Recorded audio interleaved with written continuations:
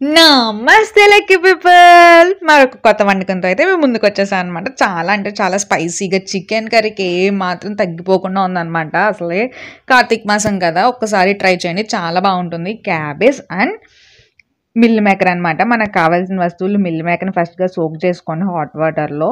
ఉల్లిపాయలు, పచ్చిమిరపకాయలు and క్యాబేజ్ని just కొంచెం వాటర్లో వేసి అలా ఉంచండి. ఇంకా ప్రాసెస్లోకి వెళ్ళిపోతే ఆయిల్ కొంచెం ఎక్కువగానే వేయండి, తెలిసిందే కదా నాన్ వెజ్ కర్రీస్ ఈక్వల్గా ఎంత ఆయిల్ వేస్తామో అంత ఆయిల్ వేసి ఉల్లిపాయలు, పచ్చిమిరపకాయలు ఆ వెంటనే జస్ట్ కడిగేసి పెట్టుకున్న క్యాబేజ్ ముక్కలు కూడా వేసేసి బాగా కలిపేసి మూత పెట్టేసి కాసేపు మగ్గనివ్వండి.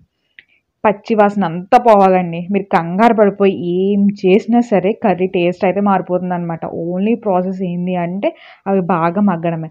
ఈలోపు ఈ మిల్ మేకర్‌ని వాటర్‌లోని తీసేసి ఫాస్ట్‌గా మగ్గడానికి కొంచెం పసుపు, ఉప్పు వేసేసి స్టిర్ చేసేసి మూత పెట్టి బాగా మగ్గనివ్వండి.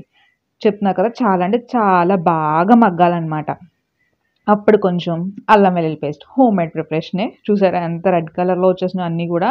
ఆ తర్వాత మాత్రం అల్లం వెల్లుల్లి పేస్ట్ వేసి అప్పుడు కూడా మళ్ళీ కాసేపు మగ్గనిచ్చి ఇంకా స్క్వీజ్ చేసి పెట్టుకున్న మిల్ మేకర్‌ని వేసేయండి.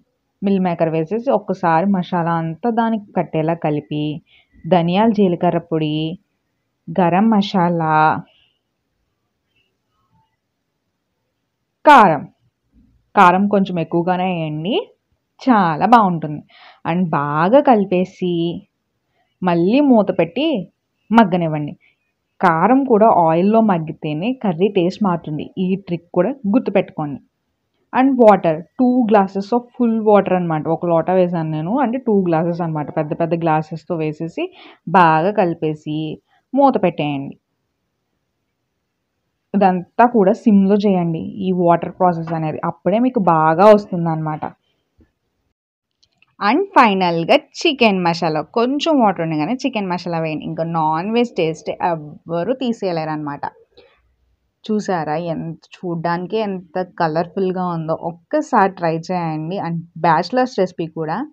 ఇంకా సబ్స్క్రైబ్ చేసి లైక్ కొట్టేస్తే ఇలాంటి మోర్ అప్డేట్స్ మీకు వస్తూనే ఉంటాయి. ఇలాంటి మంచి మంచి కర్రీస్ కూడా బాగానే చెప్తాను. ఒక్కసారి లైక్ కొట్టి సబ్స్క్రైబ్ చేయొచ్చు కదా!